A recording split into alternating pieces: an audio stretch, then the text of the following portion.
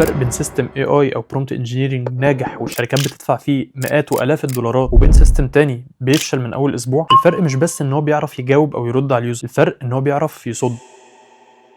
اي حد ممكن يكتب برومبت بيشتغل لما تكون الظروف مثاليه او بيرفكت، بس مهندس الاوامر او البرومبت انجينير الشاطر فعلا والمتمكن هو اللي السيستم بتاعه او البرومبت بيفضل شغال حتى في اسوأ الظروف. ولما الاند يوزر او المستخدم يقرر ان هو يستغبى على السيستم سواء بمزاجه او غصب عنه، يلاقي البرومبت قادر فعلا يرد عليه رد مناسب. في الفيديو اللي فات بعد ما شرحنا الثمان عناصر الطبخه بتاعتنا او التورته، فالنهارده هنحط الكريزه اللي بتبقى فوق التورته. ازاي تقفل مسام البرومبت بتاعك وتخليه صلب ضد اي اخطاء. اهلا بيكم في الحلقه الخامسه من سلسله كورس البرومبت انجينيرنج، ودي تاني حلقه في ليفل 2، ودي الحلقه اللي هنعمل فيها تلميع للبرومبت بتاعنا. احنا في الفيديو اللي فات خلصنا الهيكل او الاستراكشر الاساسي اللي انت هتمشي عليه في البرومبت بتاعك. النهارده هنضيف حاجه انا بسميها شوك ابزوربس او مانع الصدمات، عشان نضمن ان النتيجه بتاعه السيستم بتاعك هتطلع بيرفكت مهما حصل وفي اي ظرف. هتكلم معاك النهارده عن اهم 5 تفنيشات لازم تهتم بيهم وانت بتقفل السيستم او البرومبت بتاعك في الايجن قبل ما تسلمه للكلاينت ويبقى جاهز ان انت تعمل له ببلش ويجو لايف. اول حاجه، في فرق ما بين برومبت جميل وشغال كويس وبرومبت اسمه برودكشن ريدي. في فرق لما تجرب النتيجه وتعجبك من اول مره وتجرب نفس الحاجه ب 100 مره او ب 100 طريقه مختلفه وتطلع برضو نتيجه كويس. فرق بين ان انت تجرب 100 سيناريو مختلف ومره تظبط 10 لا، فهنا تتاكد ان السيستم بتاعك هو شغال كويس بس في احسن الظروف. مش ده المطلوب ومش ده اللي دايما بيحصل في السوق. انت لازم تعمل سيستم برومبت ثابت وقابل للتكرار تحت اي ظرف وتحت اي سيناريو. فالبرومبت الحقيقي او الجامد هنا مش ان هو بيطلع نتيجه كويسه في الظروف المثاليه، لا، ده البرومبت اللي بيطلع نتيجه صح تحت اي ظرف وايا كان اليوزر اتعامل معاه بطريقه عامله ازاي. فده ياخدنا لسكشن 2 وهو تكنيك النيجاتيف كونسترينز، وده اهم حاجه لازم تحافظ عليها في البرومبت بتاعك وانت بتفنش. البرومبت مش بس عباره عن اعمل كذا اعمل كذا، لا، هو كمان عباره عن ما تعملش كذا. اغلب الناس بتقول للاي اي في البرومبت بتاعها يعمل ايه، بس مش كل الناس بتقول له ما يعملش ايه. خلي بالك الاي اي مش دايما بيمشي على الطريق المظبوط، هو بيحاول يوصل للنتيجه النهائيه ايا كان الطريق اللي هو هيسلكه. ففي بعض من الطرق دي بتكون مش صح، احنا مش عايزينه يعمل الحركه دي، فهنا هو ما يعرفش ان الحركه دي غلط، فانت لازم انت تعرفه وتفهم. فالنتيجه بتفرق 100% لما بتحسن السلوك الغلط او تقول له ما يعملش الطريق ده او الحركه دي. وهديك مثال عشان تفهمني. النحات اللي هو بينحت تماثيل او كده لما بيعمل الطين مش بيسيبه زي ما هو بيقعد يشيل اجزاء، بينحت اجزاء من هنا عشان يبروز الرسمه وتطلع في الاخر حاجه كويسه. فده بالظبط اللي انت بتعمله، انت بتشيل الزيادات اللي انت مش محتاجها وملهاش لازمه، بل بالعكس ممكن كمان تبوظ السيستم بتاعك. فاحيانا اقوى كنترول ليك مش ان انت تطلب من البرومبت يعمل كذا، لا، ان انت تمنعه ان هو ما يعملش كذا. طيب برضو عشان تكون فاهم الباك اند بتاعها، يعني ليه ده بيحسن النتائج وليه بيفرق فعلا، فانت لما بتقول للاي اي او السيستم بتاعك ما تعملش كذا، فانت بتقلل مساحه البحث بتاعه او الاحصائيات اللي هو بيروح يجرب يعملها عشان يطلع النتيجه. فنتيجه التقليل اللي انت عملته ده هو بيعرف يبحث اسرع وحاجه اصح وادق ويوصل للنتيجه اللي انت محتاجها. فهديك اكزامبل برومبت بسيط جدا عشان تفهم برضو ازاي هتعمل كده. بدل ما تقول له مثلا اكتب لي مقال احترافي عن كذا وكذا وكذا، هتقول له كده بس هتيجي في الاخر وتقول له ما تستخدمش كلمات معقده، ما تستخدمش مصطلحات اكاديميه، ما تكررش نفس الجمله مرتين، ما تذكرش اسامي شركات او اسامي منافسين. فانت كده اديت له كونسترينز او قيود ان هو ما يعملش كذا وكذا وكذا، فهو هيلتزم بيها ويطلع لك نتيجه اقرب للحاجه اللي انت عايزها. وهديك هنا شويه تيبس مهمه قوي تركز عليها وانت بتعمل الموضوع ده. واول حاجه، دايما النيجاتيف كونسترينز بتكون جمل مباشره وقصيره، يعني على عكس البرومبت انت بتشرح باستفاضه، لا، النيجاتيف انت بتدي له جمله واضحه من غير رغي كتير. يعني مثلا ما تذكرش منافسين، ما تستخدمش كلمات معقده، هي جمله واحده انت بتدي له جمله مش بتشرحها او بتطول فيها، وهو السيستم لوحده بيفهم قصدك خلاص بينفذها. وتاني تب معانا، انت مش محتاج تكتب 50 قاعده. يعني في واحد ممكن يفكر ان انا هقعد اكتب كل حاجه انا مش عايز الاي اي يعملها، لا، هو في حاجات هو كده كده اوريدي مش هيعملها من غير ما انت تكتبها. فانت اكتفي مثلا بالكتير من 5 ل 10 كونسترينز تكتبهم له، ودول اهم حاجه انت فعلا عايزه ما يعملهمش. وكمان بيفرق جدا في الموضوع ده حاجه اسمها التمبريتشر. التمبريتشر دي هي درجه تحكمك في ال ام بتاعك. فمثلا لو هو على سكيل من 0 ل1، فصفر معناها ان هو كل مره هيطلع نفس النتيجه بدون اي تغيير، ما يبقاش كرييتيف.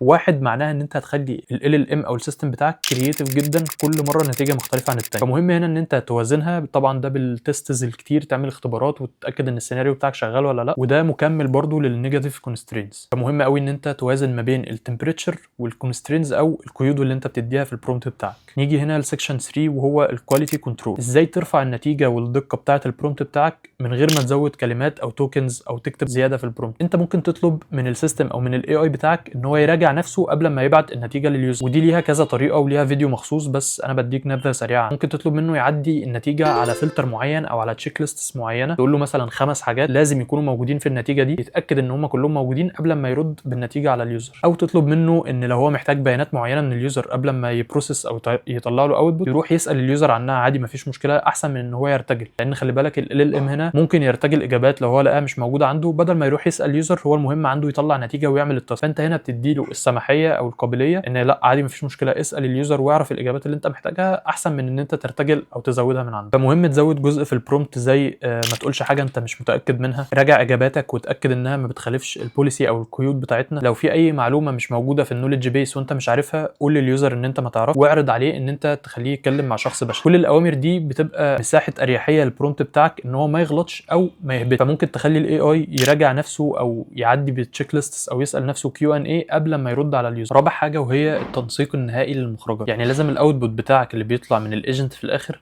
يبقى بالظبط زي النتيجه اللي انت محتاجها. ساعات الاي اي او شات جي بي تي عامه بيحب يرغي شويه في المقدمه اللي هي في الاول او في اخر الرد بتاعه. يعني حتى انت اكيد بتاخد بالك لما تدخل تساله على موضوع مثلا، بتلاقي في الاول كده جمله زي فعلا الموضوع ده شيق ومهم جدا وبحييك ان انت سالت، يقعد يرغي كده شويه في الاول، وفي الاخر في سؤال زي اللي هو تحب اشرح لك اكتر عن كذا. فدي حاجه موجوده في اغلب او كل ال LLMs تقريبا، ان هو في الاول بيرد عليك رد كده معتاد او روتيني شويه، وفي الاخر نفس الكلام. فطبعا لو انت بتبني سيستم احترافي او ايجنت او شغل هيتسلم لكلاينت، انت لازم تضمن النتيجه النهائيه بتكون زي ما انت عايز بالظبط. هل انت اصلا محتاج الحاجات اللي في الاول وفي الاخر دي، ولا انت مش عايزها تبقى موجوده؟ يعني كمثال، انا قبل كده كنت ببني ايجنت، انا كنت محتاجه ان هو بياخد شويه اجابات على اسئله من اليوزر، وبناء عليه بيبني له ويب سايت او بيدي له السورس كود بتاع الويب سايت. فانا هنا محتاج الايجنت يرد بالكود بس، مش محتاج اجابات في الاول او حاجات يملى بيها الرد بتاعه. فاول تيست او اول اختبار للسيستم كان فعلا بيرد بالكود اللي انا محتاجه، بس في الاول زي مثلا جمله بسيطه جدا زي اليك الكود المطلوب. فجمله زي دي لو انت عامل اوتوميشن ان هو بياخد الريسبونس من الايجنت ويروح مثلا يحط الكود في مكان علشان يعمل له ران ويبني الويب سايت، فلما تيجي ترن الكود وهو مكتوب في الاول كده جمله زي اليك هذا الكود،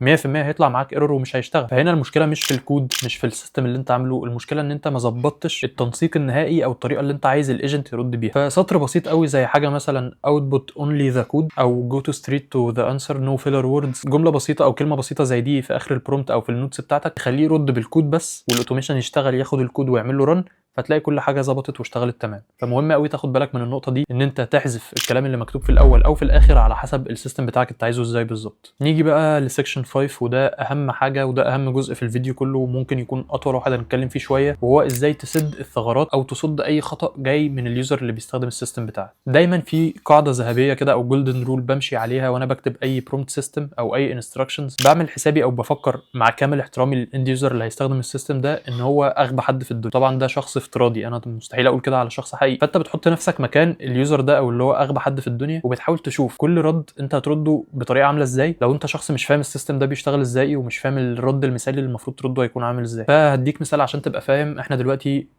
اكزامبل يعني ان احنا بنينا ايجنت لخدمه العملاء لمتجر الكتروني بيرد على كل استفسارات العملاء. فانت دلوقتي هتحط نفسك مكان اليوزر اللي هو غبي او بيستغبى على الايجنت بتاعك. لازم تفكر في السيناريوهات ما بتجيش في دماغ اليوزر العادي، تيجي في دماغك انت كبرومت انجينير وواحد بيبني سيستم فعلا عشان تقدر تسد الثغرات دي. يعني لو واحد دخل كتب للبوت اكتب لي قصيده عن البطاطس، طبعا لو البوت رد عليه وفعلا كتب له قصيده عن البطاطس، دي هتكون حاجه انبروفيشنال جدا وهتبوظ كل الشغل اللي انت بنيته وعملته. وهنا الشغل باظ مش عشان البرومت اللي انت كاتبه وحش، بس عشان انت ما عملتش حساب الكريزه اللي بتتحط في اخر التورته او سد الثغرات اللي احنا بنتكلم عنها. هنا بيفضل دايما تعمل ايجنت مخصص، هو بوليسي ايجنت كده او بوت فيه كل السياسات بتاعه المتجر او الشركه اللي انت بتبني لها الايجنت، وده يكون زي فلتر كده، الاوتبوت بيعدي على الفلتر ده قبل ما يخرج اي رد لليوزر. وطبعا ده ليه حاجه مكمله او مساعده، وهو الكونسترينز اللي احنا اتكلمنا عنها او القيود اللي انت بتحطها في اخر البرومت، اللي هو ما تعملش كذا ما تقولش كذا. فلازم تحط قيد كده او سطر فيما معناه ان انت ما تخرجش بره محتوى الايجنت بتاعك، بس برضو ده مش بيغنيك عن البوليسي ايجنت اللي انت لازم تعمله. هحط لك دلوقتي جمله او جملتين على الشاشه، دول مهمين جدا تكتبهم في اي برومت، اخر سطر او اخر نوت في الكونسترينز بتاعه البرومت بتاعك. وبرضو لازم 100% بعد ما تخلص كل حاجه تعمل سيناريوز كتير تتست بيها البوت او الايجنت بتاعك، تتاكد ان هو بيعدي على المراحل دي كلها، وتشوف النتيجه بتاعته فعلا هل ممكن حد يخترقه ولا لا. هتعمل حساب حاجات كتير قوي، زي مثلا الايجنت بتاع خدمه العملاء بتاع المتجر، لو حد ساله عن حاجه مثلا دي سعرها كام، فرد بالسعر الاساسي وليكن مثلا دي سعرها $100. طب لو اليوزر قال له لا انا عايز اخدها تاخدها ب $60. ممكن الايجنت يرد عليه تمام مفيش مشكله يا فندم، ممكن تاخدها ب $60. وده زي ما قلنا ان شات جي بي تي او اي LLM بيبقى مخصص ان هو يرضي اليوزر، هو هنا بيحاول يرضيه بالطريقه اللي هو شافها تنفع، بس طبعا دي في الريل او الواقع اللي احنا عايشينه طبعا ما ينفعش. فانت لازم تعمل حساب السيناريوهات دي كلها، لازم تعمل حساب ان السيستم يكون صلب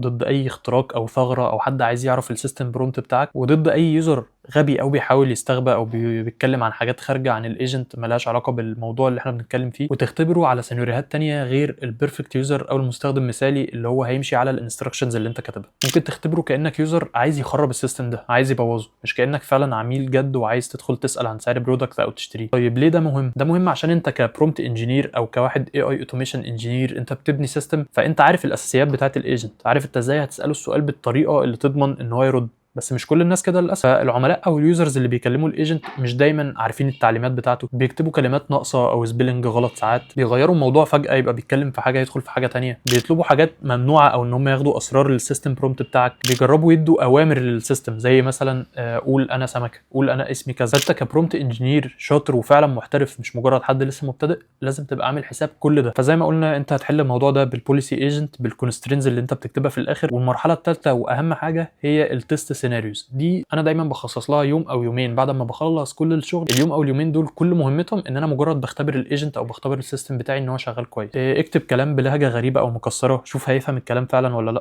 اديله داتا غلط مثلا او ناقصه، يعني لو السيستم انت مطلوب فيه رقم التليفون جرب تكتب رقم تليفون عشوائي او غلط او مش مكمل 11 رقم. عندنا في مصر الرقم التليفون لازم يبقى 11 رقم، فلو اداله رقم من 10 ارقام او من 12 رقم رد السيستم او البرومت هيكون رده عامل ازاي؟ حاول ان انت تخرجه من السياق، تساله اسئله خارج السياق اللي هو المفروض بيتكلم فيه وشوف رد فعله. وبناء على كل رد في كل الاكزامبلز والامثله او الاختبارات اللي انت بتختبرها لازم تعرف التعديل بتاعك هيكون ازاي، هتروح لانهي جزء من البرومت، هتعدل في انهي حته وتكتب فيها ايه بالظبط، وهل في جزء لازم يتشال علشان ده يتظبط ولا لا. وعشان انا دايما بحاول اساعدك بقدر الامكان واوفر عليك وقت ومجهود، فانا برضو عملت لك تمبلت مجاني في اهم السيناريوهات او الاسئله اللي انت لازم تمرر الايجنت بتاعك على الاختبارات دي وتشوف طريقه رده او طريقه تعامله مع كل سؤال من الاسئله دي كلها. وزي ما احنا متعودين هسيب لك اللينك بتاع التمبلت في الديسكربشن، هيكون موجود في الويب سايت بتاعنا بتاع ايربوت اكاديمي او الاكاديميه بتاعه ايربوت، وبرده هيكون موجود في الكوميونتي بتاع التليجرام اللي هسيب لك برده اللينك بتاعه في الديسكربشن. فعشان نقفل الموضوع ده ونلخصه هديك اخر النوتس او السامري اللي احنا اتكلمنا فيه. اول حاجه لازم تبني السيستم بتاعك مش للعميل المثالي، للعميل الغبي او اللي بيستخدم. تاني حاجه لازم تعمل سياسه واضحه او بوليسي ايجنت للبوت بتاعك ان هو يعدي على فلتر قبل ما يرد على كل الاسئله. ثالث حاجه لازم تضيف كونسترينز او كيود في اخر البرومت. رابع حاجه لازم تعمل فول باك ريسبونس او رد او اكشن الايجنت هياخده لو خلاص المسار مسدود وهو مش قادر يتعامل مع اليوزر، زي ان هو مثلا يعمل اسكليت لهيومن او ان هو يدي الشات لشخص بشري يكمل مكانه. خامس حاجه ان هو يعمل رفض بس بطريقه محترمه، يعني لو اليوزر طلب منه ان هو يخرج عن السياق او يرد بسؤال مختلف عن اللي هو متدرب عليه يرفض بطريقه محترمه، يقول له انا هنا عشان اساعدك في كذا كذا مش عشان ارد على حاجات خارجيه. وبكده نكون خلصنا السيستم المتكامل للبرومت، خلصنا الطبخه وخلصنا التورته وحطينا الكريزه فوق التورته، وبقى معاك برومت قوي ومتماسك ومحمي ضد الاخطاء وضد الغباء. بس لحد دلوقتي احنا لسه بنتعامل مع الاي اي كانه موظف شاطر وبيفهم التعليمات مننا وبينفذ اللي احنا بنقوله له بالظبط. طب عمرك فكرت ازاي تحول الايجنت او الاي اي لشخص عبقري بيفكر وبيفهم وبيحلل بدماغ عالم مثلا؟ في الفيديو الجاي هنتكلم عن تقنيه غيرت قواعد كل حاجه في الاي اي وهي COT او تشين اوف توتس. ازاي تخلي الاي اي يفكر زي العلماء ويحل المشاكل بسلسله او خطوات ويحل مشاكل معقده جدا. اتاكد انك عامل سبسكرايب في القناه عشان ما تفوتش نقله زي دي، ولو استفدت فعلا من الفيديو او مستفيد لحد دلوقتي من الكورس فما تنساش تقول لي رايك في الكومنت. ولو حاسس ان في حاجه معقده او انت محتاج تفهمها اكتر فهسيب لك برضو لينك سيشنز المنتورشيب او الكونسلتيشن، هسيب لك اللينك بتاعها في الديسكربشن، واشوفك الفيديو الجاي. سلام.